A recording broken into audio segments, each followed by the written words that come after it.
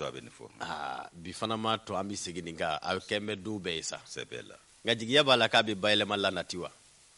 aiwa nani ma ayi minnu fɔ n'anu ma masinaw bɛnna la o dun ye garisɛgɛ ko di siga t'o la o ye garisɛgɛ ko ba di parce que maa kɛ man di k'i ma ni vi ɲɔgɔn dɔn fa ka jɛ ko ni jɛko ma kɛ tigɛnzonya ko de danaya fana sɔrɔ o fana sɔrɔ ka gɛlɛn o maa ka da maa la ko nin kelen tigɛ maa la ko nin kelen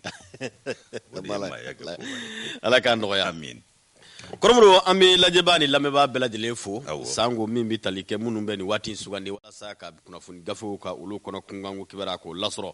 bi ye araba ye san kalo 10 n'a bɛ octobre kalo kofɔ tile 27 san 2021 i b'a ye k'a fɔ min bɛ tali kɛ nin waati n'a sera a bɛ kunnafoni gafew kɔnɔ kunkanko kibaruya o lase waatiw kofɔ waati min fana ni an bɛ kawlɛ kɔnɔna na waati min ni maa bɛ se k'a fɔ fɛnkɛnɛw kɔni b'i lama u sɛbɛkɔrɔ sera kosɛbɛ kuma fana don kuma min ni mura sɛbɛkɔrɔ ka ca bi kosɛbɛ n'i y'a jateminɛ ani sumaya ninnu bɛɛ lajɛlen kolonson bɛ ɲɔgɔn na nka o waati ye waati min n'an fana kan k'a dɔn k'a fɔ min bɛ tali kɛ waati bayɛlɛma an b'o fana kumaw fana na sango funɛnɛ bɛ k'i sɛnsɛn ka na dɔɔni a ɲɛbila fiɲɛw bɛ ka ci olu bɛ ka ci dɔɔni o kuma kɛ foli di ma ani lamɛnbaa ni lajɛbaa bɛɛ lajɛlen k'a f'i ma k'i sanogo dugara i bisimila marhaba ni busɛlɛ bisimila diyara n ye i k'a dɔn janjo masa n b'i yɛrɛ fo a diyara n ye Siribe marhaba baasi kɔni t'i la baasi foyi tɛ alhamdulillah baasi foyi tɛ o y'an jɔrɔna ko ye ni gasi t'olu la ka ban baasi foyi tɛ an bɛ ala tanu k'a barika da tubarikala fila masa ka wale ɲuman dɔ sanga ani waati kɛnɛ bɛɛ ka wa a ka kɛta bɛɛ fana na kosɛbɛ an ye jabaru masa tanu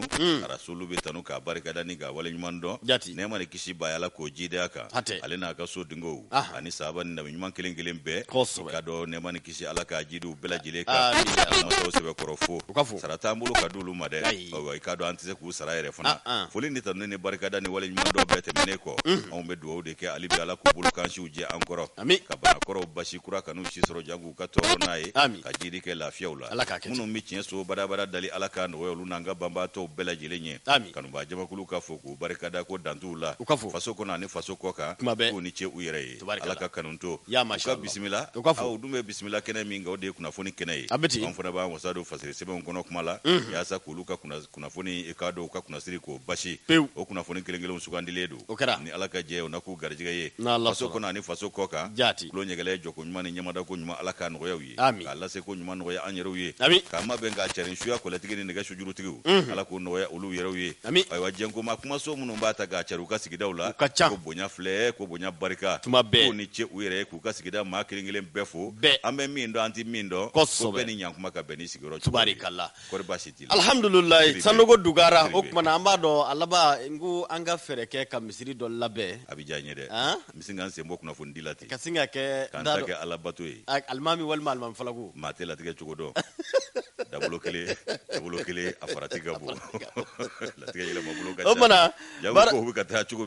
cogo min bi ni n yɛrɛ tora ka n sigi misiri kɔnɔ ka jalamugu meleke ka dasiba bila kɔlɔsi jan bɛ n bolo dasigo in bɔ a la an k'o ɲɛ sigi koyi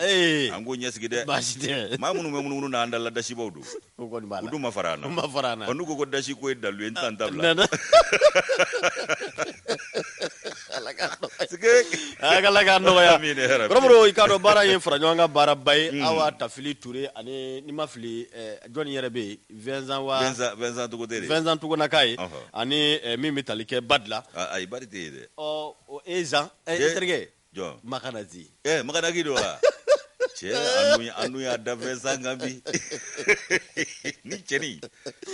ani maa si man ka Makanazi o kumana yen fɛ Daki tɛ de a n'a kɛ mon père ye Dramane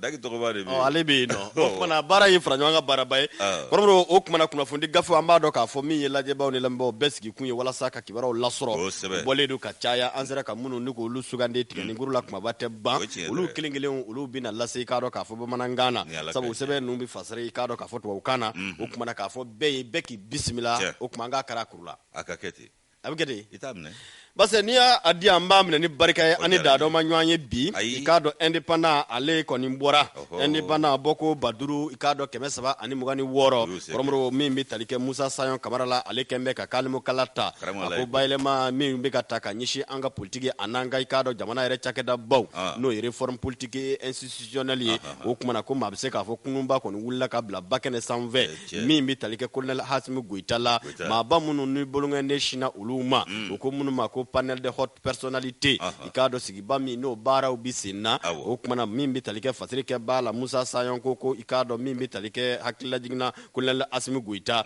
ayini manu nika u bismillah o kuma bismillah fana kele ko o kuma ka laba min bitalike bara konna ka dakun ka yira ulla wadriba ko hali nasoro wati min tumbulu dala no bitalike sika fola ukama ko assise national koromro min bi bayelama ko fo ka nyeshi anga jamana o kuma majinga munumbe Allah ma baw ani kado ka fo ma hakli ferelu ulu ko ni zugandira mata ani konondo bunyango kado fatirike ba yi kanto ka fo kullel asimi guita alere nu bismillah kado mi masake danga ere la no be kuluba ko fo wadriba ko kalo klita ani woro nabi octobre kalo ko fo mi ni uye kado jamana mara masake kullel asimi guita nasro uye kado mine do ni ko sugandi mine munu no lubina ke kado sika fo labbe ni fere o labbe bawye o assise national kungangu kibareya amine kunvolo o de panel de haute personnalité o kuma o ma ku fole olu ko ni sugandira commission nationale d'organisation des assises korobro o kuma o ye ko labbe mbawero munu no lu fana bina sigi sengan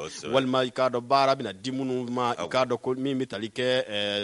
mi premier ministre na be shogal kola maiga kufo adriba ko kunungo ikado kuluba kolal asmi guita panel munu obitalike panel de haute personnalité no ye ma ba munu no ye ma hakli ferelo nye munu ngoni sugandira ne ka ke kado jamana domba jonjonye jamana ikado akunu na bi abele jelebi na lawari ne ka wuli ka jo kulu jatimine munga kanga ke kado ka fo ka beni malide yere dambe ani atabulo ye malide mago be munna ko mro mi mitalike dimi munu be jamana diuna o ba fe ka abayela mani yelama chugo jmonye ko nunu ye ngani yaw ni hakilnaw ye ni ma ba munu no lu sugandile fle kulal asmi guita ukmana ale koni kumata unye koro ayira ka fo dana ya koni be da uka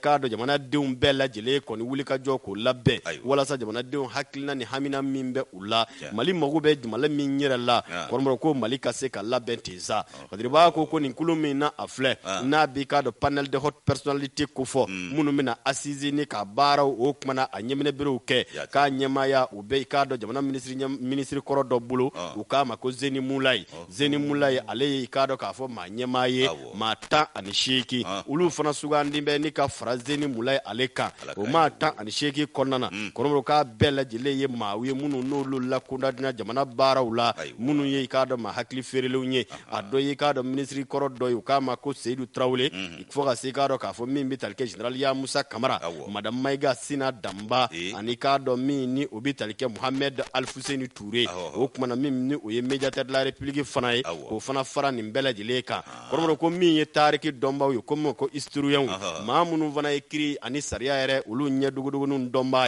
ani kado mamunu fana be no lu ye kuma na kokoro domba ye no ye avocat ye nunu bela jile bu nyanzoro ni kulu bayingono ikado ko ni kulu mi na sigle fle no ye paneli nye ku ko nga bara bi bolife mununga ude baylema ka kanga kechugo jmeuna ani kado fero jmeunga nga se ka soro kamali de bela jile hamina no konna kungango kibara nika ulame wala saka laba ka jabi ula jonjo nika usoro ula badriba ko ni wali mi ni akele fle assise national panel mau o kuma na ku konye ikado krofo nika ufanata waira ka fo mi talike ni bara ningel mi ni akuma na ataraka di uma jamana de ulu bina lame wa ikado ni malide magobe malila koromro ko kuma na malide bela jile bi se ki yere ye ni ngoy ngono be ka boki ka hamina ni jorona nika ikado ko lase ka laba ko langali baw ni ya me ka fo ko kuma na ko ibe ikado kanuke koromro ki nyere kunkano ude kanu kunvoloi o kuma na akaka bi malidiunga ikado jamana ni ka kanu ni ka laba ko gele munumbe akono koromro ni ko dado u bela jilela be fere mununge koromro ko bara o kakanga se ka ikado ka fe ko ni ka ke kulla sabatlimboyi Musa Sayon Kamara ka fola akoko ni ataka jatune mi paneli nyenga fo sika fo ina kumbulu daledu koromro ne ka bla kabi octobre kale o kuma kile mugani durula nga ko abora adogo koro amono kun boro kunte dore mi no bi talika bara munu be na ke akake bara jelo ye bara laki kawye bara munu no lu be akado mi bi ke sababu ye ka bela jile ke ki yere ye akono o de atoka ko ni mono bola ne ka bla kado décembre kalo kile muga ani woro kata bla kado ko fo mi talika novembre kalo nga fo novembre kalo kile muga ni woro kata bla décembre kalo ale muga ani woro ula nga fo novembre kalo kile muga ani fla kata bla décembre kalo kile muga ani woro la ka kunti dore o kuma kalo kele min tale flani mamunu zugandile lajɛlen filɛ u ka bila u kumana baara kɛ yɔrɔ ninnu na an'u ka i k'a dɔn hakilinaw k'olu ɲini k'u dɔn baara ka kan ka kɛ kɛcogo min na kɔrɔmɔrɔ o kumana a sokɔnɔ ɲɛw ni min bɛ tali kɛ baara minnu bɛ kɛ o b'u bɛɛ ka kɛ ko latigɛlenw ye ani ko labɛnnenw ye walasa maa si kana i yɛrɛ ye i k'a dɔn dɛnkɛrɛfɛla nin ko in la cogo min na Fadiri an y'a bɔ indépendant kɔnɔna na Musa Sayon ale ka fasiri don n'a kɛra a kɛko la a bɛ an kisi taa ka segin caman ni koba kuntan caman ma a b'a kɛ kun ye maa minnu fana sugadilen filɛ nin a bɛɛ ye kodɔnna ye a bɛɛ i ka dɔn jigiya b'u bɛɛ kan u ye jɔyɔrɔw fa jigiya b'u kan wa u faamuyalen don o kadara kɔnɔ anw bɛ dugawu de fana k'u ye minɛn min sigilen filɛ u kɔrɔ nin ye Ala k'a fali se k'u ye minɛn min sigilen filɛ u kɔrɔ nin ye Ala k'a tali se k'u la a dabɔra kun min kama Ala k'o kɛ jamana ni jamanadenw ye sa dɔ kɛra anw y'ala wele kuma bɛɛ nka ka maa bɛ caman min bɛna an bɔ bolo la Ala k'o baara in kɛ anw ye sa a mana kɛ maa si o si ye min bɛna Mali bɔ bolo la Ala k'o ci anw ma refondation an ka jigiya kɛ u kan k'a fɔ minisiri n'o ye Ibrahim Ikasa Mayiga a n'a ka cɛdenw jamanadenw jigi bɛ u kan ani i k'a dɔn jamanadenw bɛɛ lajɛlen hami ye min ye bi Mali labɛnko kura o ka se ka kɛ kɛcogo la bɛɛ bɛ se ka hɛrɛ sɔrɔ cogo min Ala k'a kɛ o fɔlen ye ɲɔgɔn masa kunnafoni di cogo ɲana Mali i k'a dɔn k'a fɔ a labɛnko kura ani jɔsen kura ko i k'a dɔn a ko i b'a dɔn a bɛ se k'a fɔ k'a sɛmɛntiyalen don ni sira dɔw ye ko n'o bɛ ka ye dɔɔni k'a sabu kɛ ko minnu tun t'i ye olu bɛ ka ye o b'a yira k'a fɔ ko bayɛlɛma a kuma min bɛ sen na a na kɛ i k'a dɔn k'a fɔ a fari fana bɛ ka da o kumana ko min ye maa dɔ ye Ala n'a ka dabolo i k'a dɔn k'a fɔ labanna kunnafoni cɛrin siraw fɛ n'o ye réseaux sociaux ye a minɛna k'a don bɛrɛ la Issa Kaouji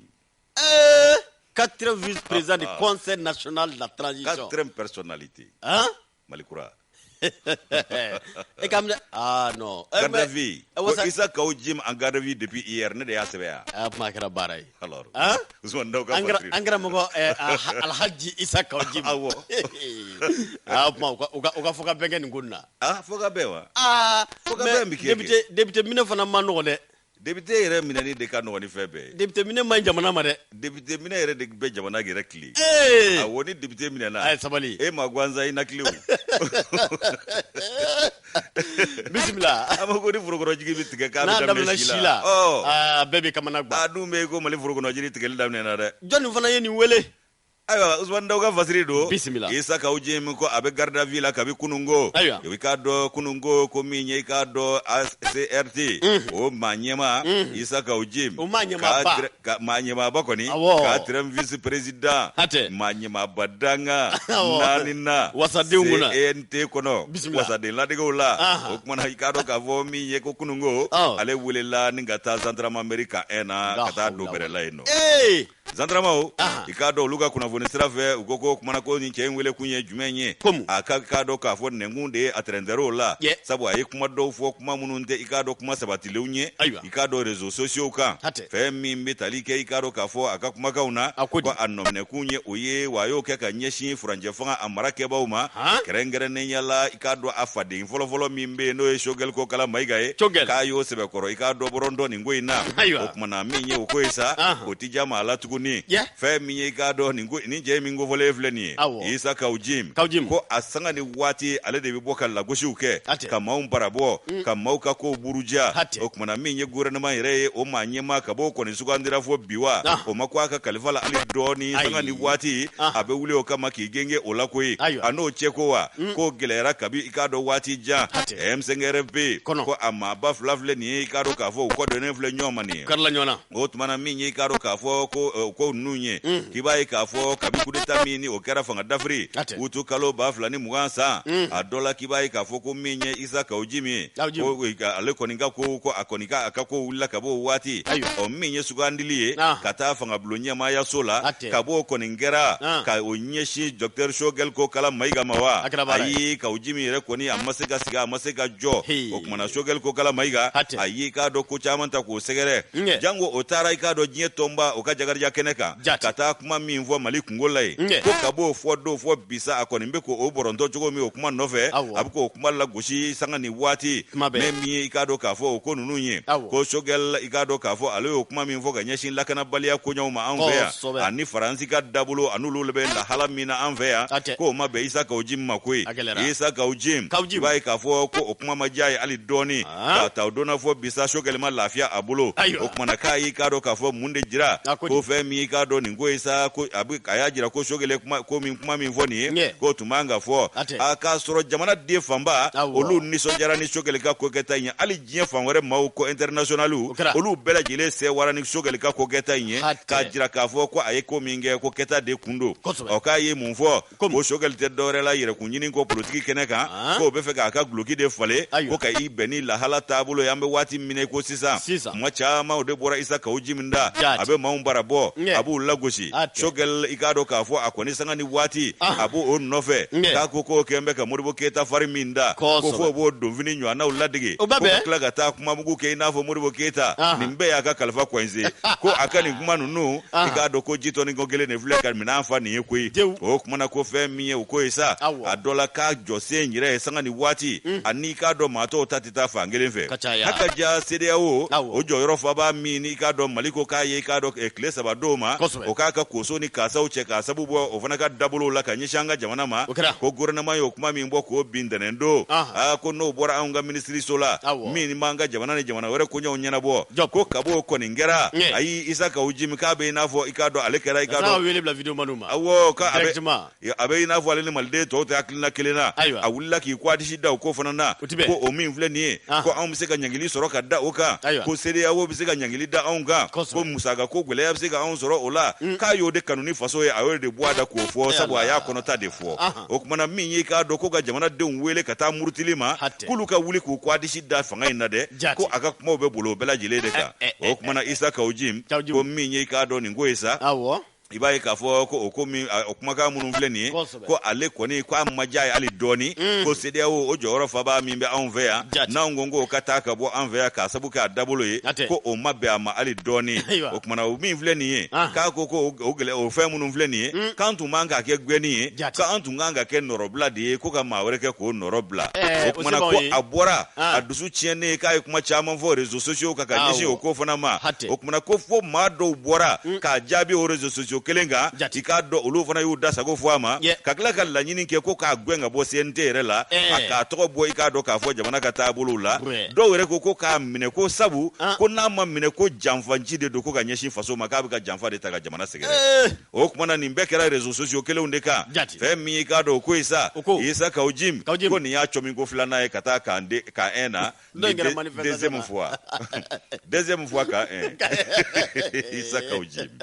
o kumana ko nin y'a minɛ ko filanan ye ni ka taa don bɛrɛla ka 1 na ka gendarme mairie maaw fɛ yen ko 2020 sa wulikajɔw fana sen fɛ juillet kalo la k'u y'a cɔmin ni ka taa don bɛrɛla ye a bɛ yɔrɔ in dɔn ka kɔrɔ kuma a taara a dɔnyɔrɔ la min ye transition ye président de transition Assimi Goïta ko yala o na Isa Kawuji min yɛrɛ ka i k'a dɔn sugandili sariya k'a jɔsi ka bɔ CNT la pewu wa ɲininkali to min ko a ko mana bɛ min fɛ an n'an sigi k'a kɔnɔ Ousmane Daw ale ka nɔbila sɛbɛn nin ye an y'a sama ka bɔ indicateur de renouveau kɔnɔ ka bidon boli don kɔrɔmɔrɔ hakili la a ko a kumadulama ka lajɛ ji ɲɛma jɔlen na Malikura ko in a bɔ bɛ tiɲɛ fɛ Malikura ko in bɛ tiɲɛ fɛ n'a ma ɲɛ k'a fɔ ko i ye CNT maa ye ni sugu kɛra a ka kan minisiri ye min fɔ i yɛrɛ ka taa ɲinini kɛ ka dalilu sɔrɔ parce que a fɔra k'a gɛnna kun min na ko ani Mali ka relation ni CEDEAO k'u tɛ ɲɔgɔn ɲɛ sira la ale mago t'o la koyi mais n'o jɛlen don i ka ɲinini kɛ ka ɲɛfɔli kɛ ka i sinsin kɔrɔfɔw la jɛlenw kan i jɔyɔrɔba ye mun ye hakili o de tun ka fisa a ko la o ko kuma kan ka kɛ a kan ka kɛ ale ta in kɛ cogo de la ko maître Kassim Tapo ko ye avocat ye Tapo awɔ i b'a dɔn Tapo filɛ nin ye barika b'a la ayi ale kɔni maa o maa y'a burujɛ o bɛɛ tilala k'i jigi d'a kan a bɛnna la ca Tapo maître Tapo Ala y'a wasa dɛ ko ya kokoro do mai ala ka no ya mo ya sigi mene ni woloka aklara ka do pechiki o pechiki klara ka ala ka no ya ko ba fo ka tapo barka ba kazim tapo barka ba koromoro ikado ka fo nambi tambise amana ke chugo ma ko ni kuna mane do soro ani ka joro do soro ibi korofo munumbu ida akanga ke korofo labenu ye tse ka ke bolongo no fulu ko fala ka mai amano ala ka no ya ani suguri ndamoni minganu nu furu yoro kuma kama nunu ulu manga ke ka kuma yede ala ka no ya ale ka suguri ndamoni minganu nu je ma toro aya nga abi noya ikado enegata dire nouveau kumambe kromro ambita kenyeba mimbi talike ikado lasana kamarala ale ye chambre de minna ulu ka representant mimbe kenyeba kromro ko wati dokera ikado ni wati laba nuna doko ni mbora no ye ikado ko alu jallo o kumana ka jala kinyeshi amaka foko akoni gera ikado de kun tabaye ne ka nyeshi minema minemu ni jamana yere tara o mine ikado ko ulu be sariya suso la sanu boli kunga kibadala o kumana ko mimbi talike alu jallo la o ko wasa ton ere ikado ko akoko aye o manyemaye ko gasoro manyema dangado kale bora ni ka foko minemu ni jamana yo mine ikado ishe nyena ikado gendarme nyena juju nyena o kumana ko lasana kamara ko o dekfle ne ko mine ko lasegi shinwa ma ikado lasana kamara malikura be danga mine ya fo tugumina bi ni ko fore ikami ni nyete ikani sigi ki dawa idamne de ibe bo ikado ki ka jabi bo ko lasana kamara président de la chambre des mines ikado ko il se défend ka bora ka fo ko détournement mi no bi talike mine ngo munu no ulu minena wati la ko ulu ere munu ye kenyaba kawye no bi talike sanu boli kunga ngo kibarara ani bayre nyani mimbe ka ke kenyaba no e fle fale me ni ikado ka fo ubora ka wele ko bla jamana mauma ko jamana ikado ka fo amanyemo o doni kama ku ye ministry chamon bla ka ta kenyaba ni kata unyeda ikado ka fo o kuma na shinwo be ka bara minge bala ko mo ka be ka keni sariya sosoyi atika keni ikado ka fo jamana sariya ulu labatuliye o ko lu ka utama min senve o kuma na ko minen ko lu ko ni minena koromro ni kana a minen bele jele ko ko bla ikado critique la mo ka buluka o ko bara min ni o kera o ketugula bele jele kera o shereye nga ko balikera min na jwa kun temeni ko min bi talike ikado ka fo alu jallula ni ale ko aye wasaton o ma nyemaye ikado ko min bi talike abora ka jalaki nyeshi ikado lasana kamarama ka fo ko de kera sababu ye ko minene nu mi minena fanga nyena juju nyena isho nyena ko lasigi ikado ka fo shiniwa uluma lasana kamara bora ka jabeli ke akoni ngorofo nunda korofo nyemawye ikado ka fo ko kuma na ko ifien labenedo o ko mimbi talike ni doni kama kabe hakila jigike chambre de mine mimbe ikado ka fo kenyeba ani société civile locale fo ka se association wasaton yerema ani ikrom fédération des orpailleurs jeunesse kenyeba o kuma na ko lu belajile di tamana nywamve kalo klimuga ani woro marsikalo samba fla ani mugani kile koromro o kuma na mimbi talike mine ko fole nuna ikado ka bela jele lasigi ikado ka fo famo ma no ye critique la mawye abike ketugo munna ulu debe unyedo ulu debe usaria onika ulako do nga ko lasana kamara ko kale balamuna ode ka fo alu jallo ode ka bo ka fo ko kumine ko fole nu ko chambre de ikado ka fo min mimbe kenyeba ni ale ye o manyema na lasana ye o manyema ko fle ko ga mine nu ni ko okumana utaku lasigi shinwa uma ko ka keni ikado ka fo bembembe mini ikado ka fo ko daluma jero ada nga fadiri ba ko lasana ikado uya wele negejurula ale ikanto ka fo ko ale dabali bana wati mina ayini kibara nini kuna funi ni ka me ikado kuna fundi gafe do kono o kuma ka kontina befiu ale bibbo ka laba ka kado ka ka nyefo wa manye mingo atina nye mingo o kuma na ka laba hali dama ka shisaba na yini ngula de ba ko kuma na namanya kiye manye maye yere be ka keleke ko kuma na sariya mununga se ka labatu probro ko no olu ko ni kado ka fo trigeli kera yere sabuye ko kuma ko mamanga sigi ki damne ko la wadiri ba ko kuma ko wale munno kele fle ni mi talike kenyaba yere ikado adem senjekulu manyema no ye Ibrahim Traoré ukama ko pisco akoko pisco ko kuma ale bora ki yere nyininga yela alu jallo mi na ale ko kaye wasaton manyema ka gafe ni bureau be ubolo ka tesega kuma olu ka ton tola mi ye wasaton ko manyema dangando tinyedo nga mimbi talike minengo nuna ka kera ikado ka fo isho nyena akera ikado kenyaba yere marao okuma o manyema o benyana yela ma klimise ka to minon yela ma ko ka to dichinwa ma chodi koromro ko kuma la ko ketugo te ula sango ambe jamana mina bi wadriba ko kuma ko ni wala jugu mumvle walman ni nanyo ana korofo ni tiɲɛ minnu filɛ kɔrɔmɔrɔ k'a tɛna ni foyi ye olu ka sigida in kɔnɔ n'o ye kɛɲɛba ye waati min na u bɛ ka kɛlɛ kɛ walasa u ka ba ka se ka kisi walasa min bɛ tali kɛ u ka kungo la u ka se ka kisi ka sababu kɛ siniwaw bɛ ka taa i k'a dɔn sariya sɔ minnu kɛ o tuma ko olu ka wuli ka jɔ ko maa kelen ka tɔnɔ ɲini de nɔfɛtɔ ko ye nin ye wa munna a b'i k'a dɔn k'a fɔ kɔrɔfɔw labɛn minnu n'u dalilu tɛ a bolo Abdurahmane Jamtini ale ka fasiri ye nin ye i k'a dɔn k'a fɔ an y'a bɔ indicateur de renouveau kɔnɔ nin bɛɛ de bɛ malidenya la bi koyi nin bɛɛ ye Mali kura dɔ ye ani kabako da nin bɛɛ de bɛ malidenya la bi i farati dɔrɔn ni m'i kɔlɔsi ka fɛn da i la min ni tiɲɛ bɔ mɛ ɲɔgɔn fɛ o ka nɔgɔ bi ni fɛn bɛɛ ye jango ni i yɛrɛ man di maa min ye wa o kɔni b'a ɲini ka fiɲɛni sugu bɛɛ ɲini k'o da e la sa ka sɔrɔ ka diɲɛ minɛ n'o ye k'o da sigere kɔnɔ ka taa tiriti kan la hawla o kumana ala k'a ko ɲɛ nɔgɔya ni ala ka jɛ informateur ko di n b'ale ta dɛ ni y'ale ta ayiwa i k'a dɔn k'a fɔ Modibo Konate ɲɔnɔ donso don a y'i kan bɔ a ye welewele da a kumana n tɔma n'o ye Modibo Konate donso kamalen don ɲɔnɔ sigi la o kumana a ko a nege tɛ olu la nege tɛ yɛrɛ k'a nege tɛ ale nege tɛ la tun koyi ko min ye lakanabaliya ye a dɔ la ko o kɔni gɛn bɛ i k'a dɔn dantɛmɛ ye k'a nege kisɛ kelen tɛ olu la bi jakɛ nin y'ale ka nɔbila senbɛ informateur kɔnɔ jakɛ ka fɔ la i b'a ye k'a fɔ Modibo Konate a ka kumaw laseli la a ye i k'a dɔn jakɛ ja min n'a bɛ i k'a dɔn miniti 2 ani i k'a dɔn sekɔni 54 bɔ ɲɔgɔnko bɔ n to ma n'o ye Modibo Konate ko Konate sanfɛ Konare duguma ayiwa baasi tɛ n to ma Modibo n'o ye donso kamalen ye a kɔni kumana a ye i k'a dɔn wele bila jamana maa ɲɛmaw ma a yɛrɛ donsow bɛɛ lajɛlen tɔgɔ la donso den n'a ba kɔntrɔni sanɛ olu tɔgɔ la i k'a dɔn a ye wele bila jamanadenw ma k'a jira jamana maa ɲɛmaw ma k'a jira k'a fɔ ko lakanabaliya a bɛ jɔyɔrɔ min na bi k'ulu k'u jɔyɔrɔ fa ko n'u m'u jɔyɔrɔ fa ko suranfiye na dugu jan bolo koyi a y'u wele ka taa jɔyɔrɔ fa de ma Jaka fɔ la a ko min ye zone office du Niger ye n'o ye office du Niger a sigidaw ye ko lakanabaliya kɔni k'a dankɛmɛ de bɛ yen nɔ ma a tɛ se k'a fɔ ka s'a dan na min ye i k'a dɔn maloforo ye k'o jeninko kuma bɛ sen na bi o tɛ bi ko ye k'o bɛ ka jeli bɛɛ lajɛlen ɲɛbusolen ɲɛna marabagaw sen b'o la i k'a dɔn jamanadenw yɛrɛ sen b'o la i k'a dɔn cikɛlaw olu balilen don ka taa i k'a dɔn cikɛyɔrɔw la ko nin yɔrɔ dun ni ye i k'a dɔn jamana nimayɔrɔba dɔ ye sɔrɔ sira fɛ ani balo o na sira fɛ jamana nimayɔrɔba dɔ don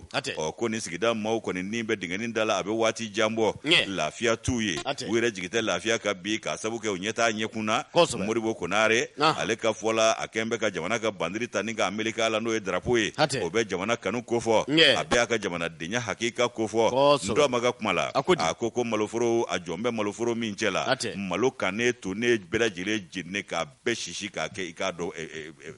finfin ye a jɔn b'o cɛ la a bɛ ka kumakan lase o ye misali bɔ o ye dalilu ye a bolo a ye i k'a dɔn kulekan bɔ fɔ a nikun na ka ɲɛsin jamana marakɛbaw ma a ko i k'a dɔn u ka jamana kanu don u yɛrɛ la sa ko jamana kanu kan ka kɛ jamanaden bɛɛ lajɛlen na ni jamana kanu bɛ i k'a dɔn jamanaden bɛɛ jango ɲɛmaw ko jamana bɛ kumabɔ sɔrɔ jamana in kumabɔ waati ye nin ye a bɛ ka kuma ni kumakan min ye jigitigɛ kumakan don makariko don wa cɛya kuma fana b'a da ani k'a dɔn welewele o kuma de bɛ n dɔ ma da a ko i k'a dɔn cikɛlaw filɛ nin ye ko cikɛlaw dɛsɛlen don ka t'u ka forow la a tɛ k'u la ka nɔɔri da o kumana min ye i k'a dɔn k'a fɔ k'a sabu kɛ mun ye a tɛ k'u la ka taa jatigɛwale kɛbaa tigilamaaw ni bamanjiw i b'a dɔn u bɛ siran olu ɲɛ o min bɛ ka kɛ ye bɛɛ b'a dɔn o tumana ko u kɔni sigilen don u ka minɛnw u bolofɛnw a n'u ka cikɛ forow u ka sɛgɛn kalo joli joli mun mɛ o wɔsiji tɔni k'o bɛɛ de bɛ jeni sɔgɔmada kelen sangani kunkurunin kɔnɔ u ɲɛ bosolen ɲɛna se t'u ye dabali t'u ye jigi t'u la lafasabaa t'u la ntɔma ye wele bɔ Modibo Konare a ko k'a nege tɛ olu la bi k'a nege tɛ hali nege tɛ la tun k'a sabu kɛ ko in sera yɔrɔ min na ko kuma a tɛmɛna fɔ kan o kumana ko min ye k'a dɔn ni fɛɛrɛ ma sɔrɔ ka dabali tigɛ yaasa ni dabolo jugu min filɛ nin n'o kɛlen don zangara ye an ka sigiw la ko ka fɛɛrɛ k'a la jango ɲɔnɔ o sigida la k'i b'a ye k'a fɔ k'a bɛ gɛlɛya don dɔ dɛ ko min ye jamana in ye an ka fara ɲɔgɔn kan an ka jamana in kisi an ka jamana in kanda wa min ye cikɛlaw ka forow ye a n'u ka sɛnɛfɛnw k'an ka fara ɲɔgɔn kan k'u ka sɛnɛfɛnw n'u ka forow kisi k'a kanda fɔ min ye finitigiw ye k'olu de kan ka lakana kɛ ni finitigiw tɛ yen nɔ olu donsow de bɛ jɔ finitigiw jɔyɔrɔ la ka jamanadenw ani sigida maaw lakana ni k'u bolofɛnw lakana hakilisigi bɛ se ka na cogo min na o ko n'olu donso ni i ka dɔ finitigiw n'o ye wolomasiri tabaw ye ko n'u sina ka fara ɲɔgɔn kan kelen ka kɛlɛ in ta bala bolo kelen na ko yala ko an tɛna bɔ gwɛlɛya in kɔnɔ wa an ka nin dabolo juguya min filɛ nin ye ni jamana b'a kɔnɔ dɔ de bɛ fara a kan don o don fɛn ti bɔ a la n tɔ ma ko k'olu ye donsow ye donso sigi kun ye i k'a dɔn sigida ani kungo lakanani ye wa min ye murufakala ye i ka dɔn sɔrɔdasiw ta a nana donsow ka murufakala sɔrɔ yen dɛ o kumana ko kɛlɛ a bɛ jamana dala bi olu ye i k'a dɔn donsow ye ciko kelen de b'olu bolo min ye u ka murufaw ye ani min bɛ faama bolo olu tɛ kelen ye n'u ni faama y'u tɛgɛ di ɲɔgɔn ma bɛɛ k'i jɔ i jɔyɔrɔ la jugu an ka jɛ k'a kɛlɛ kɛ kɛlɛba kelen ye an bɛɛ ka jɛ ka fara ɲɔgɔn kan ka kɛ cɛ kelen ye ka jugu kɛlɛ ko nɔna sɔrɔ a ko la ntɔma bɔra ja in na n'o ye video in ye a ko k'a bɛ wele min bila k'o de ye k'a fɔ ko wolomasiri tabaw u k'u jija u ka taa i k'a dɔn nin yɔrɔ in kuma bɔ u ka fara donsow kan u ka jɛ ka ɲɛ sɔrɔ nin ko in na a labanna gwɛlɛya n'a ta bɛɛ ani degun n'a ta bɛɛ min b'a nin kan o n'a ta bɛɛ a labanna ka dugawu kɛ ka dugawu kɛ jamana ye ka dugawu kɛ jamanadenw ye ka dugawu kɛ i k'a dɔn k'a fɔ i k'a dɔn jamanaden kelen-kelenna bɛɛ lajɛlen ye ala ka jamana yɛrɛ bɔ nin dabolo juguya in na an bɛ i k'a dɔn lahala min na ko lahala gwɛlɛn don wa lahala in man di maa si ye an ka to nin na k'a b'o dugawu kɛ fɛɛrɛ o fɛɛrɛ bɛna n'o bɔli ye ko ala k'o nɔgɔya jamana ye Jaki ni y'ale ka nɔbila sɛbɛn ye an y'a sama ka bɔ informateur kɔnɔ u ka bidon bɔli don kɔrɔmɔrɔ i k'a dɔn k'a fɔ gɛlɛya kɔni bɛ yen bi a bɛɛ lajɛlen y'a seere ye n'i y'a jateminɛ Segu yɛrɛ n'i ye i k'a dɔn ba fila ni ɲɔgɔn cɛ da kɔrɔmɔrɔ bɛɛ bɛ kamana gan minɛ kunna bɛɛ de degunnen bɛɛ bɛ jɔrɔ minɛ kunna bɛɛ bɛ i k'a dɔn k'a fɔ n b'a kɛ cogo di minɛ kunna wa olu fana bɛ yen olu yɛrɛ bɛ k'u jigi kɛ anw fana minnu ye Bamakɔ yan a dakun kelen bɛ anw yɛrɛ dala yan siga t'a la Janjo a ma nɔgɔn dɛ Afrique bɛ dɛ a ma nɔgɔn dɛ Mali Afrique bɛ nka n'i y'a minɛ ɲɛjigi maa man ɲi y'a minɛ ɲɛjigi maa man ɲi a bɛ gɛlɛya awɔ n'o tɛ sigida bi ma welewele bila nin yɔrɔ ninnu na dɛ ne yɛrɛ la fan bɛɛ wolomasiri tabaw kungokolo bɛɛ k'u ye suman yɛrɛ sɛnɛni n'a sɛgɛn lajɛ ko ni cikɛla y'i miiri a ka sɛgɛn la k'a ni maa tɛ jɛ ɲɔ la nka o ka sɛgɛn kɛlen kɔ o nafa bɔ kuma ka t'i jɔ k'o jeni dɔ fɛ ala n'a kɛra ni se bɛ cɛ o cɛ a tɛ k'i balolen ɲɛna nka bɛ kɛ cogo di aya an tɛ taa munumunu sugu la ne ka sɔrɔ ka segin yala na dusu suma sɔrɔ ye n'Ala sɔnna ma a ɲ'a ma cɛw fana bɔra ka ɲɛfɔliw kɛ k'a fɔ ko miliyari 20 o kumana ko kɔni bɛ compte kɔnɔ ni a b'i k'a dɔn k'a fɔ fond de garantie du secteur privé ko fɔ i k'a dɔn ko waati kɔni kun kɛra ko ba caman kun bɛ k'i yɛrɛ ɲininka nin nafolo ko in na ale min ye directeur ye min bɛ fond garantie du secteur privé kunna Mustafa André Sarr kɔrɔmɔrɔ k'a kɔni ye k'a dɔn k'a fɔ rapport walima a kɛlen ka baara minnu kɛ olu kɔni yirali senfɛ k'a ye k'a dɔn k'a fɔ nɔgɔ bɔ ko bɛɛ lajɛlen la k'a fɔ min bɛ tali kɛ musaka min kɔni bilara olu ka i k'a dɔn k'a fɔ bolo kan walasa ka dɛmɛ ni dɛmɛɲɔgɔnya ta ka ɲɛsin k'a dɔn k'a fɔ cakɛda yɛrɛɲɛ cakɛdaw ma o kuma ko o musaka ko kɔrɔmɔrɔ ko min bɛ tali kɛ a musakaw la ko miliyari 20 bonyango o bɛ o compte kɔnɔna na les 20 milliards de francs CFA sont dans les comptes de FGSPSA Fadiri kɔni ye kanto n'o ye Musa Jara ye a ko min bɛ tali kɛ i k'a dɔn k'a fɔ Mustafa André Sarr la k'a ye ɲɛfɔliw kɛ nin ko in kunna k'a fɔ min bɛ tali kɛ nin fɔ in yɛrɛ la ni u k'a ma ko fond de garantie du secteur privé o kumana ka ɲɛfɔliw yɛrɛ ta k'o ɲɛsin o ma waatiw la waati minnu n'i k'a dɔn gɛlɛya ye k'a dɔn jamana sɔrɔ n'a bɛ bana jugu in fɔ n'o bɛ coronavirus kofɔ ko coronavirus waati min na i k'a dɔn k'a nana ko min y'an ka jamana marabaw ye olu ye ŋaniyaw ni ka o ta k'a fɔ dɛmɛ ni dɛmɛɲɔgɔnya ta ka ta ka ɲɛsin i k'a dɔn k'a fɔ cakɛdaw ma a ka ja Mali yɛrɛ n k'a fɔ min ye a cakɛdaw bɛɛ lajɛlen ye a bɛ kɛ kɛcogo minnu na kɔrɔmɔrɔ o kumana ko kɛcogo de bɛ a kow kɔnɔna na o ko waati minnu na i k'a dɔn k'a fɔ nin comptes dayɛlɛ la o kumana k'a nafolo k'a kɔni i k'a dɔn donjuguw de bɛ a la wa i k'a dɔn ko kuma taa siraw ni a tɛmɛsiraw de bɛ a la juma tɛmɛnen octobre kalo tile 22 i k'a dɔn min bɛ tali kɛ Mustafa i k'a dɔn André Sarr la ko a yɛrɛ ye ɲɛfɔliw caman kɛ k'a fɔ vérificateur général n'o bɛ Végal ale ka mɔgɔw ko fɔ waati min na olu kɔni taara i k'a dɔn sɛgɛsɛgɛliw la olu ko miliyari n k'a fɔ miliyari 6 ani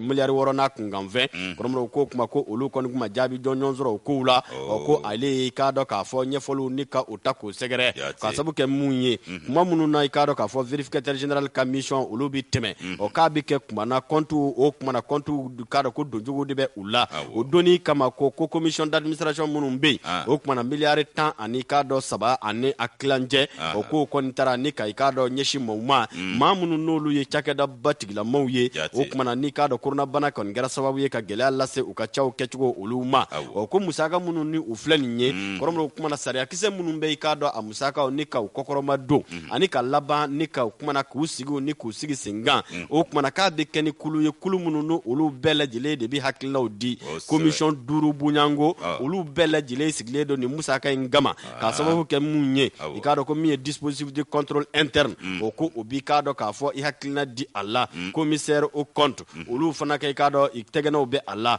comité audité o kumana o ko o fana sen bɛ i k'a dɔn musaka in i k'a dɔn a don cogo n'a bɔ cogo la conseil d'administration o kumana ani des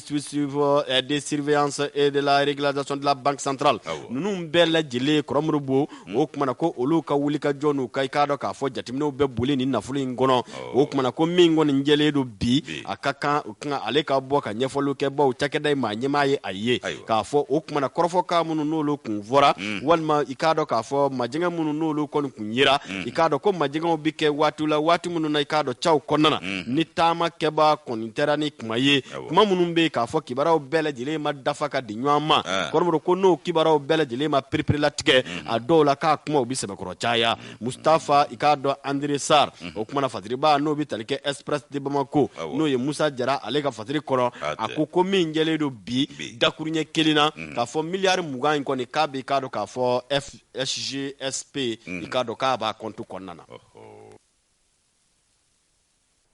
la an bɛ aktu ɲini kɛ lamɛnbaaw ni lajɛbaw fɛ i y'a fɔ cogo min Janjo k'a dɔn kuran ale kun y'an bila o kɛra an bɛ aktu ɲini kɛ kanuba jamakulu fɛ nin t'an yɛrɛ semako ye n'Ala sɔnna kumana min ye arajo ye an bɛ tɛmɛ n'ale ye fɔlɔ bisimila kumana ni Ala ka jɛ an y'a fɔ cogo min na sɛbɛn i ka dɔn le guido don le guido ale kɛn bɛ ka kuma funankɛni dɔ ka ko labɛnnen kan min ta ko 8nan ye nin ye ko i ka dɔn 8e édition Star Foot pour la paix ayiwa ko min ye dumusɛnw ani farikolo ɲɛnajɛ minisiri ye a bonya sigilen don ale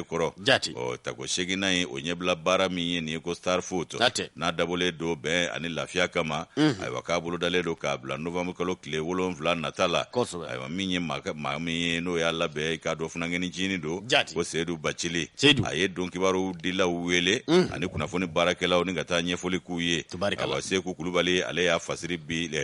kunungo le guido kɔnɔ Janjo Masa min ye i k'a dɔn nin ko in ye k'a bɛna sigi kɛnɛ min kan n'o ye i k'a dɔn Star Foot pour la paix a bɛ kɛ ntolaci kɛnɛ min kan o bɛ wele ko misibo tɛrɛn o bɛ Kalabankɔrɔ plateau o kumana min ye i k'a dɔn k'a fɔ Palmer n'o ye maliden ye ale ni Ismaël Kolbasi n'o ye Kɔnɔwari ka den ye olu na ɲɔgɔn sɔrɔ nin ko in na ko labɛnjɛkulu o ye Bacili service ye ko tako 8nan ye nin ye i k'a dɔn Janjo Masa denfaya o sigilen don minisiri kɔrɔ min ye farikolo ɲɛnajɛ ni funankɛninw ka minisiri ye ani min ɲɛsinnen don i k'a dɔn adamadenya o ko ninnu taabolo ma min ye i k'a dɔn k'a fɔ Musa Atayer ale ni k'a dɔn Madame Mafi Keita ale ye k'a dɔn denbaya mina sigilen don Mafi kɔrɔ ko Kalabankɔrɔ i b'a ye k'a fɔ o maire min ni o i k'a dɔn Cɛkura Jara ye ale fana ye k'a dɔn maa ye bonya a sigilen don min kɔrɔ a bɛɛ lajɛlen bonya b'ale de ka i k'a dɔn mara kɔnɔ monsieur le maire o kumana min ye k'a dɔn promoteur yɛrɛ n'o ye a ko tigiba yɛrɛ ye Star Foot pour la paix Seydou Bacili a ko hakilina in kun ye min ye ani baara bolodalen kun ye min ye yɛlɛma o ka kɛ dumisɛnw hakilina ani k'a dɔn k'a fɔ taabolo ɲuman u ka du kɔrɔ u ka kisi k'a dɔn ɲɛnamini furaw ani k'a dɔn tiɲɛni juguw ni jogojuguw tali ma k'a kun ye o ye ka tila ka fara ɲɔgɔn kan ka galabu don dumisɛnw na u ka fara ɲɔgɔn kan k'o kɛ ni nisɔndiya ye ayiwa ka tila k'u ka maaya k'o tabiya ɲumanw sinsin k'a sɔrɔ a ma kɛ ni k'a dɔn ɲɛnamini furakisɛw ye a ma kɛ ni k'a dɔn min ye o kumana ko a hakilina kun y'o ye basigi ni lafiya fana ka na maaya la ani k'a dɔn dumisɛnw yɛrɛ dama ni ɲɔgɔn cɛ a ka ɲɛfɔliw la ko k'a ka hakilina in kun ye mun ye ka bɛɛ lajɛlen fara ɲɔgɔn kan ntolaci o hukumu kɔnɔna la min bɛ wele ko Star Foot pour la paix o kumana ko nin ko in k'a kun ye jumɛn ye dumisɛnw ka don ɲɔgɔn na farikolo ɲɛnajɛ o ye k'a dɔn farikolo yɛrɛ jagabɔli ye ani hakiliw jagabɔli ni maaya yɛrɛ nisɔndiyaw k'olu bi sɔrɔ a ko kɔnɔna la min ye k'a dɔn fɔlikɛlaw ye ani k'a dɔn k'a fɔ artiste wɛrɛw ye olu de bi ɲɔgɔn sɔrɔ a ntolaci la funankɛni caman bi bɔ ni ka taa galabu don u la k'a kun ye mun ye u ka hakili ɲuman sɔrɔ u fana k'u sen don faso a jiri n'a jɔli baaraw la ayiwa Bacili ka fɔ la a ko min ye k'a dɔn farikolo ɲɛnajɛ ye ko ale ye fɛn kɛrɛnkɛrɛnnen ye min bɛ maaw don ɲɔgɔn na teliya la ayiwa seko ni dɔnko k'o fana kolo giriya yaasa bɛn ani lafiya ni basigi bɛ se ka na ko tako 8nan min filɛ nin ye iba k'a fɔ ko funangɛninw caman mi bɔ i n'a fɔ kɔrɔlenko ka taa ɲɔgɔn sɔrɔ Andolaci ngene ka n'o ye Star Foot pour la Paix o kumana Bacili a ko k'a bɛ wele bila jamana maa ɲɛmaw ma ani mara kɛbaaw k'u k'a dɛmɛ nin ko in na yaasa nin bɛ se ka kɛ ko kuntala jan ye a ka kɛ fɛn basigilen hakilina in kun ye i k'a dɔn k'a fɔ lafiya ka na ani basigi o bɛ se ka sɔrɔ cogo min maaw ka don ɲɔgɔn na k'a kun ye o ye ni dɛmɛ kɛra ka fara o kan k'a bɛ i k'a dɔn a tɔ kolo don olu bolo Seku Kulubali ni y'ale ka nɔbila sɛbɛn an y'a bɔ gido kɔnɔ i k'a dɔn Janjo Masa olu ka kununko bɔli don Kromro hakili la min bɛ tali kɛ farikolo ɲɛnajɛ la o ye ko duman ye wa ko min don a y'a fɔ cogo min na a bɛ mɔɔw tin don ɲɔgɔn na kosɛbɛ aya yan kɔni minɛ hali n'a ma siyani an taara kosɛbɛ an b'a dɔn min ye bankiw ye olu fana bɛ grève la o kɔnɔ ko ay bankiw ta kɔni bankiw bɛ grève la taji feerelaw fana bɛ grève la o taji feerelaw olu kɔni ka grève kuma biya fɛn min ye i k'a dɔn Shell Total ale ni Oryx olu bɛ taji feerelaw minnu bɛ yen n'o ye pompisiw ye wa k'u ye i k'a dɔn baarabila boloda ko ye ko baarabila min bɛna kɛ tile 3 baarabila ye Janjo Masa ayiwa k'a bɛna kɛ sababu ye ka cakɛda caman bisi basa bolifɛntigi caman fana k'o ɲɛna guwa ko tabada kala k'a sababu kɛ fɛn min ye ninnu ka baara a taabolo ani u k'a dɔn u ka ca kɛcogo a dɔ la k'a kuma fɔra waati min na ntɛnɛn ni tarata kɔni k'i k'a dɔn k'a fɔ ko bolifɛntigiw ye girin daminɛ ka taa u ka bolifɛnw fa dɔw taara i k'a dɔn ni i k'a dɔn gongonw ye ko min ma ko Jirekan gongonbaw bɛ dɔw bolo Jirekan ka taa se i k'a dɔn barikonbaw ma k'a dɔn ko i k'a dɔn 200 litres ninnu bɛɛ taara fa i k'a dɔn essence ko a kɔlɔlɔ ɲɛsiranya ɲɛ fɛn min i k'a dɔn ko min ye bɛnbaliya ye o kɔni o de nana ni sababu ye sigi ka kuma u y'a kɛ fo ka taa se waati labanw na ko ɲɛma sɔrɔ a la u ma se ka ɲɔgɔn faamu Oryx Total ale ni Shell i k'a dɔn k'a fɔ o taji feerelaw ala la ko kumana k'u bɛ yɔrɔ bɛɛ datugu ka bɛn ni Alamusa ye fasiri kɛbaa ka fɔ la o kumana ko min ye i k'a dɔn welewele ye k'u y'a bila u ka baarakɛla bɛɛ lajɛlen ma bɛɛ ka baara ɲɔngiri o kumana k'a sababu kɛ mun ye ko gwɛni o damandan talen don ka ɲɛsin u ka maa dɔw ma seko setigiya gwɛniw ayiwa ko k'a sɔrɔ u ma bila u ka hakɛ kɔnɔ o fana k'i bɔ ye i k'a dɔn k'u ka kow tɛ ka kɛ a ɲɛma sariyaw tɛ ka bato ko la sariyaw sɔsɔlen don ko min ye i k'a dɔn nin ko ye sa u ka baarakɛlaw k'olu bɛ lajaba ni sɛgɛn kɔnɔ diɲɛ don o don u bɛ misi de la diɲɛ don o don min ye i k'a dɔn maa dɔ ye ale yɛrɛ funtɛni kun ka bon kosɛbɛ n'o ye Kadija Dunbiya ye ale ye secrétaire général adjoint ye syndicat jɛkulu olu tɔgɔ la min ye taji feerelaw ye k'u bɛ ka olu joli min k'olu joli susu wa bɛ ka balo olu joli la u ka cakɛdaw la ko min ye i k'a dɔn nin ko ye sa k'olu wulilen don k'u ka hakɛ de ɲini u ma fɛn wɛrɛ ɲini u ka hakɛ kɔ u ma i k'a dɔn dankari maa la o kumana min ye i k'a dɔn k'olu ka bɔ nin lahala in kɔnɔ sa lahala min ni maa tɛ se ka i k'a dɔn to a la badabada o kɔni min ye taji feere yɔrɔw ye o b'a ye k'a fɔ ko olu kɔni bɛ ka u ka baarakɛlaw minɛ cogo min na k'a dɔw tɛ ka minɛ ni adamadenya minɛ n'an yɛrɛ ye u bɛ k'a dɔw kɛ i n'a fɔ maaninfinw tɛ o kumana k'u k'o dabila ten k'ulu ka hakɛ a fana ɲini kuma sera k'ulu fana wuli m'u ka hakɛ ɲini na u ma maa tɔgɔ fɔ u ko k'u ka hakɛ de baarakɛlaw ka bila u ka hakɛ kɔnɔ k'u y'a ɲini ka dɛsɛ n'u ye olu ka cakɛbolo taabolo lajɛ k'i b'a ye k'a fɔ ko a degun ka bon wa sarani min bɛ d'u ma misikinɛ sarani a tɛ bɔ kalo la ka kalo sɔrɔ don n'a dugujɛ sara don o kumana ko min ye i k'a dɔn k'a fɔ f'i ka i k'a dɔn maɲumakɔninw kɛ k'i ka kalo dagun ko min ye i k'a dɔn grève ye n'o ye baarabila in ye tile 3 bɔ ɲɔgɔn k'u y'o bolo da a bɛna kɛ sababu ye ka cakɛda dɔw k'olu ka i k'a dɔn baaraw gɛlɛyaw bolo a bɛ kɛ sababu ye ka bolifɛntigi dɔw k'olu ɲɛ gan kosɛbɛ ayiwa min ye i k'a dɔn nin baarada belebele dɔw bɛ yen olu kɔni bolila joona kabini ntɛnɛn ni tarata ka to i k'a dɔn u ka jigisigi ɲini k'o bila u kɔrɔ ko min ye bilankɔrɔ ɲɛ tɛ gan gongow n'o ye Jirekan ni 200 litres ye olu taara n'olu ye ka t'olu fa k'a bila u kɔrɔ ko sabu nin baarabila min filɛ nin ye i b'a ye k'a fɔ ko a kuma fɔ a tile 2 kɔnɔ ko pompisiw ye nafolo sɔrɔ a la u bɛ nafolo min ye u tɛ min yɛrɛ ɲɔgɔnna sɔrɔ dɔgɔkun yɛrɛ kɔnɔ k'a sabu kɛ jama girinna u kan cogo min na ko sigigakumaw kɔni bɛ sen na n'o sigigakumaw i k'a dɔn k'a fɔ ko n'u ye nɔbɔ o dɔ dɔn n'u ma nɔbɔ yɛrɛ i k'a dɔn k'a fɔ ko bɛɛ jɔn b'i jɔsen kan maa ɲɛmaw n'o ye Oryx ani Shell ni Total ye olu jɔn b'u jɔsen kan baarakɛlaw fana jɔlen don u jɔsen kan o tuma na ko k'u ma dɔwɛrɛ ɲini convention collective ko kuma min fɔra ko n'o bɔra a sira fɛ ko si tɛna kiiri bɔ si la k'u bannen don de ma fɛn min ye i k'a dɔn k'a fɔ nin société 3 ye a dɔ la ko min y'a ko ye ko a baarakɛlaw kɔni kɛn bɛ ka ŋɛɲɛ ɲimi bi Sulemani Samake secrétaire général do comité syndical Shell tɔgɔ la ale y'a jira k'a fɔ ko min ye i k'a dɔn nin ko in ye a ye ɲɛfɔli kɛ k'a walawala a ko nin cakɛda 3 min filɛ n'o ye station 3 in ye Shell Oryx ani Total i b'a ye k'a fɔ ko ni i ka dɔn kabi sɔgɔmada fɛ 6h du matin baarakɛla bɛ wuli ka na baarada la a bɛ tile o tiriki tɔrɔkɔ la fo ka taa se 2h du matin ma o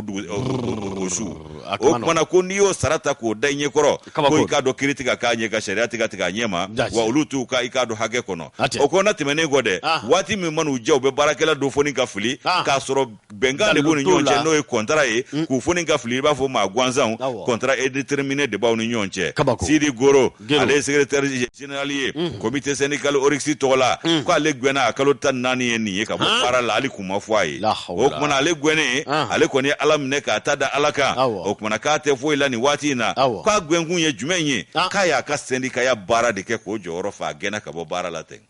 a gɛnkun de ye nin wa syndicaya kun ye jumɛn ye o ko Sidi Goro ale kɔni b'o sigi la kalo 14 o kumana ko ale ko kuma t'ale da ko nka ale tuma sigi ni fɛn min ye diɲɛna k'o de kɛlen filɛ nin ye ale m'a bisigi tile kelen k'a fɔ ko nin cakɛla ninnu n'o ye taji feerelaw ye k'u bɛna galabu sɔrɔ jango ka ganiya sigi k'a fɔ k'u bɛ taa grève la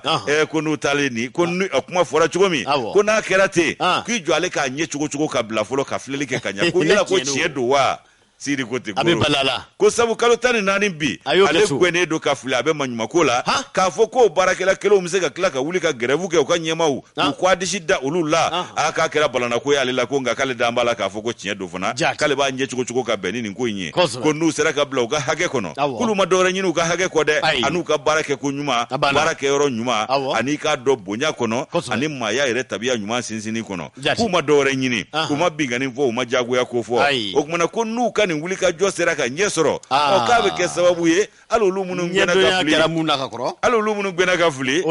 dɔ la ko jate na da olu kan o kumana olu ka laɲini na sabati ko o kumana a bɛ fɛn min ɲini u fɛ u ka grève in kɛ fɔ k'a s'a dan na k'u ka hakɛ don wa n'a ka kan Fani ni y'ale ka nɔbila sɛbɛn an y'a sama ka bɔ informateur kɔnɔ bi don aya waati sɛbɛkɔrɔ la nka min bɛ tali kɛ k'a dɔn APK ma ɲɛma kɔrɔmɔrɔ n'o b'i k'a dɔn k'a fɔ Sanusi Buya Sila kofɔ k'a kɛlen don ka jalaki boloŋɛnden ɲɛsin CMDT ma ɲɛma ma n'o ye ministre kɔrɔ ye i k'a dɔn k'a fɔ Nango Dambɛlɛ Badiriba n'o bɛ tali kɛ Ziri mɔ Amadu Kojo a ko k'a dɔn ni wale min ni a kɛlen filɛ ko o kumana ko kibaruya dɔ kɔni dira kalo tile 21 n'o bɛ point de presse ko fɔ san 2021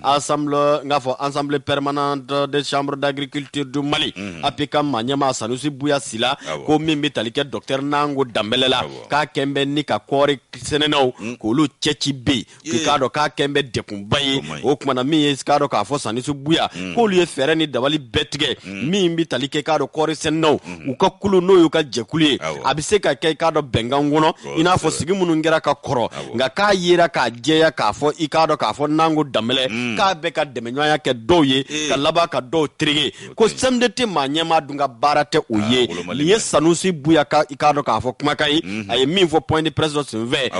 octobre kalo tile 21 san 2021 ko ni foyi ma kɛ ko min bɛ tali kɛ Nango Dambɛlɛ la k'a kɛlen don ŋɔniba ye bi CMDT kunna a kɛn bɛ ŋɔni ye i k'a dɔn k'a fɔ kɔɔri sɛnɛlaw kan sabu k'u cɛ bi ko bɛn tɛ yen nɔ i k'a dɔn Amadu Kojo Zire Hebdo olu ka bibɔ ye nin a ma dabɔ o kama fiyewu k'a ka segin a kɔ